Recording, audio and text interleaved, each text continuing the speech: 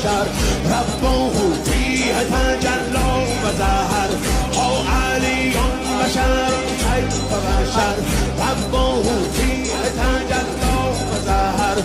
فلك فيه نجوم سلف فيه درر